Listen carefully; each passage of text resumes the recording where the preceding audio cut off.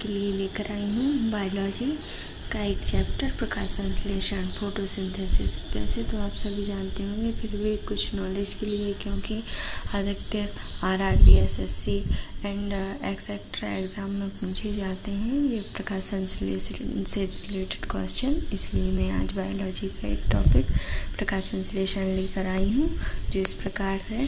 तो स्टार्ट करते हैं अपना ये टॉपिक।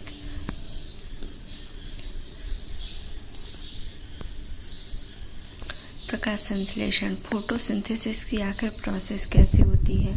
पौधा में जल, प्रकाश, क्लोरोफिल तथा कार्बन डाइऑक्साइड की उपस्थिति में कार्बोहाइड्रेट के निर्माण को प्रकाश संश्लेषण कहते हैं।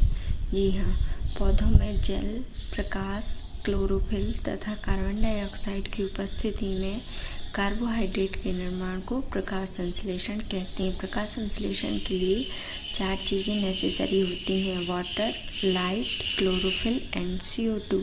इन्हीं सब के प्रेजेंस में कार्बोहाइड्रेट का निर्माण होता है और इस कार्बोहाइड्रेट के निर्माण को ही हम प्रकाश संश्लेषण की प्रोसेस कहते हैं।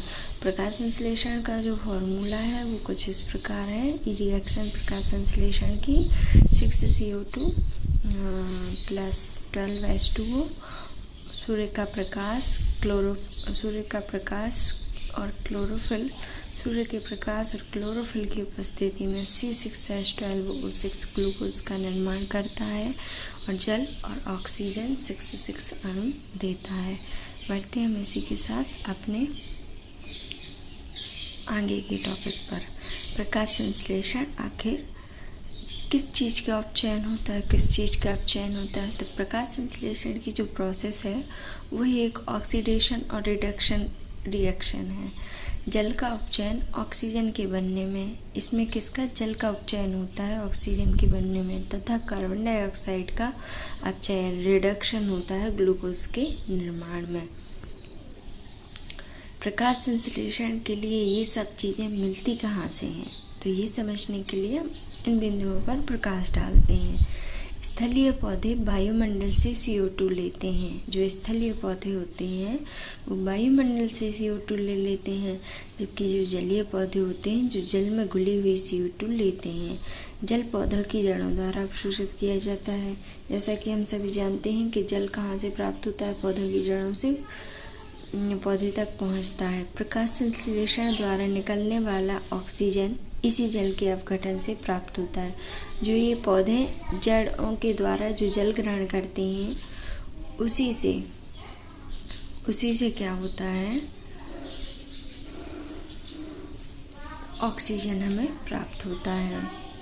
अब प्रकाश संश्लेषण में जो क्लोरोफिल होता है वो कहाँ पाया जाता है, तो जो पत्तियों का हरा रंग, जिसे हम पढ़ने में यह क्लोरोफिल कहते हैं, कारण होता है। ठीक है, जो पत्तियों का हरा रंग होता है वो क्लोरोफिल के ही कारण होता है।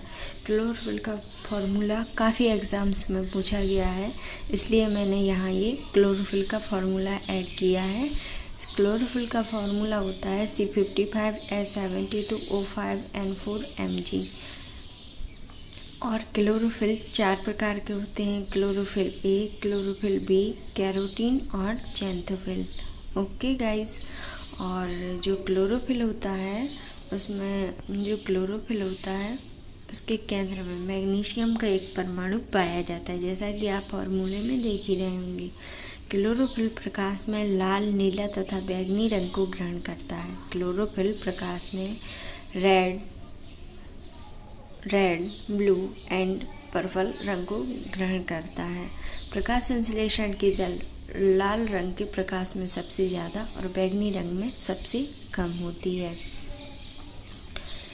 अब प्रकाश की जो फोटोसिंथेसिस की प्रोसेस है वो भी 2 प्रक्रम में होती है। एक फोटोकेमिकल रिएक्शन मीन्स प्रकाश रासायनिक क्रिया, और एक ऐसी क्रिया जो प्रकाश की अनुपस्थिति में होती है जिसे रासायनिक क्रिया जो डार्क रिएक्शन के नाम से जानी जाती है। तो बात करते हैं अभी हम यहाँ प्रकाश रासायनिक क्रिया की, मीन्स फोटोकेमिकल रिएक्शन की। तो यह क्रिया जो क्लोरोफिल पाया जाता है उसके ग्रहण भाग में संपन्न होती है। जो क्लोरोफिल बनता है उसके ग्रहण भाग में संपन्न होती है, इसे हिल क्रिया भी कहते हैं। इस प्रक्रिया में जल का अपघटन होकर हाइड्रोजन आयन तथा इलेक्ट्रॉन बनता है और जल के अपघटन के लिए ऊर्जा प्रकाश से मिलती है। इस प्रक्रिया के अंत में ऊर्जा के रूप में एटीपी तथा एनडीपीएच निकलता है, जो रासायनिक प्रकाशहीन प्रतिक्रिया संचालित करने में मदद करता है। अब सेकंड होती है जो हमारी वो होती है डार्क केमिकल रिएक्शन, मीन्स जो प्रकाश की अनुपस्थिति में होती है, जिसे रासायनिक प्रकाशहीन क्रिया कहते हैं। तो यह क्रिया कहाँ होती है? जो प्रकाश केमिकल रिएक्शन था वो कहाँ होता था? वो होता था क्लोरोफिल के ग्रेना भाग में, लेकिन ये क्लोरोफिल के स्ट्रोमा भाग में होता है। ये सबसे ज़्यादा माइंड करने वाला पॉइंट है। इस क्रिया में कार्बन डाइऑक्साइड का रिडक्शन होकर शर्करा तथा स्टार्च बनता है। तो फ्रेंड्स, ध्रुपति क्लासेस में आगे भी आपका स्वागत है और प्लीज़ लाइक एंड कमेंट ज़रूर कीजिए। Thank you guys.